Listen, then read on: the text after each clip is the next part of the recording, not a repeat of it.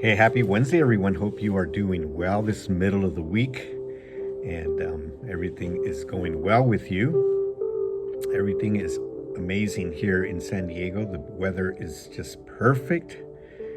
Nice, beautiful fall weather.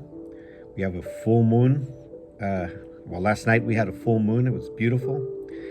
And yeah, so I'm enjoying this season. Hopefully, it doesn't turn to hot weather again because we're still in September, and sometimes we get summer-like weather till through October. So hopefully, it'll continue to be this beautiful fall-like weather. And this is in the raw, unscripted, unpracticed, unedited conversation, and we are studying the Sermon of the Mount. We started with the Beatitudes and we talked about those, and then we are now looking at the different teaching points that Jesus made on this famous sermon. And just to give you a little bit of context, Jesus delivered these teachings before many of his disciples, and he basically introduces the kingdom of heaven, this new concept at the time for them. They were not familiar with what that meant, what the kingdom of heaven. And Jesus is saying, this is what the kingdom of heaven looks like. This is God's kingdom. This is, if you are going to be part of God's kingdom, this is the things that you need to consider, the things you need to know. And he starts talking, he starts it with the Beatitudes, the beginning of chapter 5 of Matthew. Then he talks about us being salt and light. We talked about that already, what that means. And then today, and then he talked about what murder is, we murder with our words, we kill with our words, right? And so, he's saying this is what the new kingdom is. And today it's a very interesting subject because it's something that we kind of avoid sometimes talking about. We avoid talking about this, but it happens more than what we think, and it happens to us all the time. And this is what he says in verse 27 and through, I believe, 31, 32, verse 27 to 32 in chapter 5. It says, "You have heard that it was said, 'You shall not commit adultery.'" The Ten Commandments says that, right? "But I tell you that anyone who looks at a woman lustfully has already committed adultery with her in his heart. If your right eye causes you to stumble, gouge it out and throw it away. It is better for you to lose one part of your body than for your whole body to be thrown into hell. And if your right hand causes you to stumble, cut it off and throw it away. It's better for you to lose one part of your body than for your whole body to go into hell. It has been said also, anyone who divorces his wife must give her a certificate of divorce. But I tell you that anyone who divorces his wife except for sexual immorality makes her a victim of adultery, and anyone who marries a divorced woman commits adultery." Wow. He gets into very personal things here, that have to do with our relationship with the people that we love, the person that we love. I'm going to say that. So if you're a man, the woman that you love. If you're a woman, the man that you love, the person that you are committed to, the person that you committed to love for the rest of your life, and that you committed to be with the rest of your life. And so he first starts talking about adultery, and just to quickly define adultery is when you practice sexual relations outside of marriage. When you're married and you've practiced sexual relations with another person outside of your marriage. And he says, in the Ten Commandments, it says, don't commit adultery. But he takes it another level. He takes it another level, and he says, anyone who looks at a woman, and I'm going to add here also a woman who looks at a man, because women also do that. Okay, we usually, we focus on the man because, of course, we are more prone to this because, the Bible also says that, we are tempted by what we see, right? Women is more by what they hear. We are tempted more by what we see. So, if we look at a woman lustfully, we've already committed adultery in our heart, right?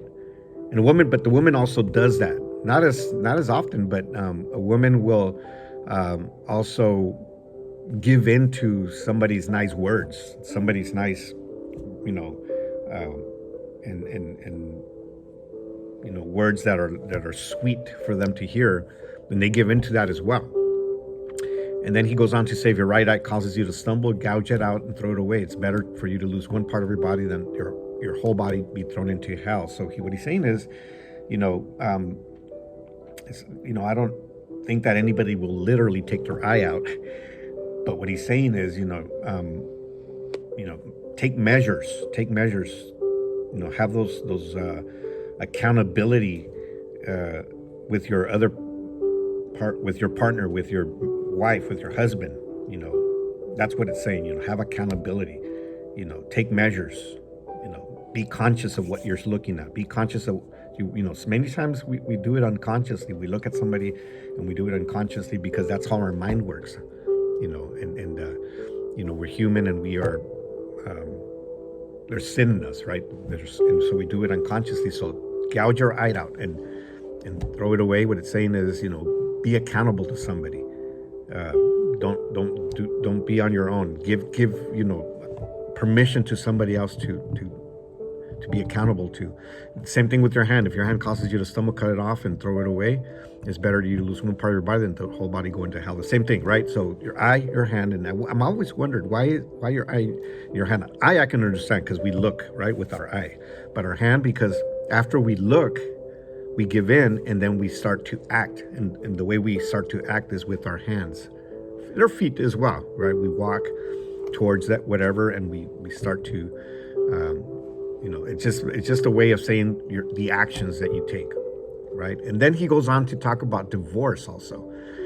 And in the Old Testament, Moses was asked, about divorce, and he said, yeah, if you're gonna, if you need to divorce your wife or your husband, then, he gave permission for that. But he said, and that's what he's referring to, anyone who divorces his wife must give her a certificate of divorce, right? That's what it was said in the Old Testament. But then this is what he establishes. He takes it another level. I tell you that anyone who divorces his wife except for sexual immorality makes her the victim of adultery, and anyone who marries a divorced woman commits adultery. So this is pretty interesting because he's saying, you're not allowed to divorce, or you shouldn't divorce. I don't want to say it loud because we do whatever we want, right? But he says, you shouldn't divorce for any reason other than sexual immorality, and that raises the bar for all the relationships, because nowadays people divorce for any reason. One of the most common reasons for divorce is we are uncompatible, or irreconcilable differences. Can't say it, but you know what I mean, right? And that's one of the most common reasons people divorce. Can't get along, right? And so nobody said marriage would be easy. And two people coming together with two different mind frames, mind thought, ways of thinking, two different cultures, sometimes two different types of upbringings, whatever. And so there's going to be issues. And anybody that's been married for a long time will tell you, it takes two, and it takes a lot of work, right? My wife and I have been married for it's go on 37 years at the end of this year.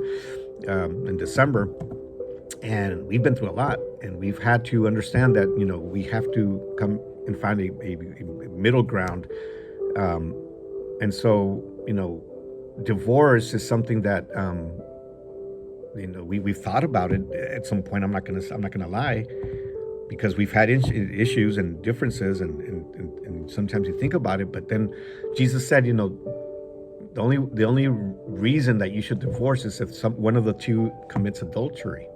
And then he says, anyone who divorces his wife except for sexual immorality. In other words, for any other reason, makes her the victim of adultery. What does that mean? Oh my God. He makes her the victim of adultery. He makes her commit adultery. Anyone who marries a divorced woman commits adultery. So if the way that we can interpret this is, at least the way I'm interpreting is, if you divorce somebody for any other reason other than adultery, then the person that gets married to the woman, or to the man for that matter, is committing adultery, and along with that person. So they're committing adultery because you're divorcing for any other reason. And I know this is harsh. I know this is hard. I know this is, you might not agree with this, and but this is what the Bible says. And I follow what the Bible says. Pop culture, people around us can say something different, can say something else. Even other pastors can say something different. But we need to go back to what the Bible says. We need to go back to what Jesus taught. And this is what he taught about this. If there's differences in a relationship, in a marriage, we need to work them out. We need to learn how to work them out. That's what it's about.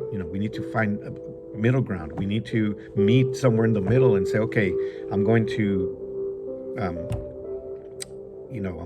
give this up to make for the better of the relationship, for the best of the relationship. I'm going to, give up whatever thought or whatever ideal that I have so that we can be a better couple. And it does work. It does work. 37 years, and it's been working so far. So anyways, I spent a little bit longer than usual for this, 12 minutes, but I think it was worth it. All right. You have a good rest of your week. We'll talk to you soon.